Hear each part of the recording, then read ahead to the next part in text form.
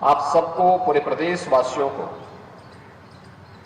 10वें अंतर्राष्ट्रीय योग दिवस की हृदय से बधाई देता हूं और राज्यपाल महोदय का उन्हीं के इस प्रांगण में प्रदेश की जनता की ओर से, योग साधकों की ओर से हृदय से स्वागत करता हूं, उनका अभिनंदन करता हूं। ये हम सबका सौभाग्य है कि योग दिवस के अवसर पर हम अपनी विरासत का स्मरण करते हुए भारत की ऋषि परंपरा के प्रति श्रद्धान्वित होने का एक अवसर हम सब भारतवासियों को प्राप्त होता है। यह अवसर हमें दिया है देश के यशस्वी प्रधानमंत्री श्री नरेंद्र मोदी जी ने, जिनके प्रयास से, जिनके विजन का परिणाम है कि आज दुनिया के लगभग 250 देश अंतर्राष्ट्रीय योग दिवस के साथ जुड़ करके भारत की इस विरासत के साथ अपने आप को जोड़ करके भारत की संस्कृति को, भारत की परंपरा को गौरवान्वित करने का प्रयास करेंगे। अपनी परंपरा के प्रति, अपने पूर्वजों के प्रति और अपने विरासत के प्रति इससे बड़ा सम्मान दूसरा नहीं हो सकता कि जो भी उन्होंने हमें दिया है, जो मानवता के अनुकूल है, देश, समाज, काल परिस्थितियों से बाधित होकर के संपूर्ण मानवता के मार्ग को प्रशस्त, कल्याण के मार्ग को प्रशस्त करता है। उस कार्य के साथ अगर हम जुड़ते हैं और संपूर्ण मानवता को जोड़ते हैं तो यह अपने पूर्वजों के प्रति और अपनी विरासत के प्रति हमारी सच्ची श्रद्धा कही जाती है। और अंतर्राष्ट्रीय योग दिवस भारत की ऋषि परंपरा के प्रति इसी श्रद्धा को व्यक्त करने का हम सबके लिए एक माध्यम बना है। आज स्वयं आदरणीय प्रधानमंत्री जी भारत के मुकुट कश्मीर में श्रीनगर के डल झील पर हजारों योग साधकों के साथ योग के इस कार्यक्रम में उपस्थित हैं। योग हम सब जानते हैं, हर भारतवासी जानता है कि योग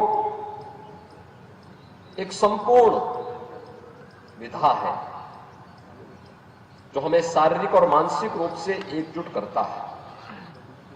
और आप देखें भारत की ऋषि परंपरा को, कितना उन लोगों के पास एक दूरदृष्टता थी, किस रूप में उन्होंने समाज को जोड़ा, धर्म को योग के साथ जोड़ने का एक अभिनव प्रयास किस रूप में हुआ। जब हम धर्म की बात करते हैं तो धर्म के दो हेतु हम सबके सामने देखने को मिलते हैं। एक है इस लोक में सांसारिक उत्कर्ष यानी विकास के लिए, खुशी के लिए, खुशहाली के लिए, ईज ऑफ लिविंग के लिए कार्य करना, और दूसरा है कि इस जन्म के बाद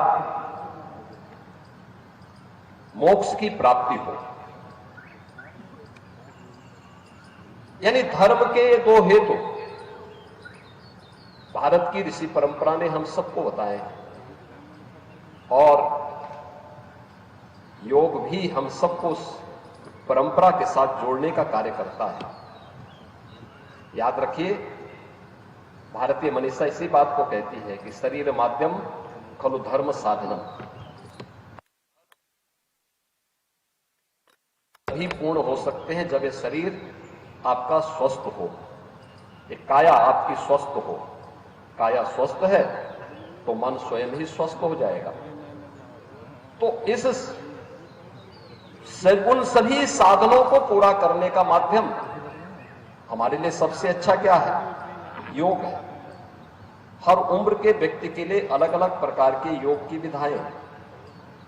वो बालक हो, युवा हो, अधेड़ हो, बुजुर्ग हो, उन सब के लिए योग की उतनी क्रियाएं हैं, उतनी विधाएं हैं। वह उसका अभ्यास करके अपने को शारीरिक और मानसिक रूप से स्वस्थ रख सकता है और समाज या व्यक्ति या समाज और राष्ट्र अगर स्वस्थ है तो समुन्नत और सशक्त अपने आप ही हो सकता है, इसमें कोई संदेह नहीं। अंतर्राष्ट्रीय योग दिवस योग की जिस थीम के साथ आज पूरे देश और पूरी दुनिया के अंदर आयोजित हो रहा है, वह हमें योग सबके लिए, यानी इसमें कोई भेद नहीं है, इसमें जाति का भेद नहीं है, क्षेत्र का नहीं है, भाषा का नहीं है, देश का नहीं है, काल का भेद नहीं है। अपने अपने अनुसार इस योग की विधा के साथ हर व्यक्ति जुड़ेगा। इसलिए आज हम सब इस अवसर पर यहां पर उपस्थित हुए हैं। आदरणीय प्रधानमंत्री जी ने सामूहिक योगाभ्यास के साथ जुड़ करके हम सबको इसके लिए जोड़ने का कार्य किया है। और मेरा भी आप सभी से, प्रदेशवासियों से ही अपील होगी कि नियमित अभ्यास का हिस्सा इसको बनाएं, नियमित अभ्यास का हिस्सा बनाएं। देखें कि कैसे यह परिवर्तनकारी होगा।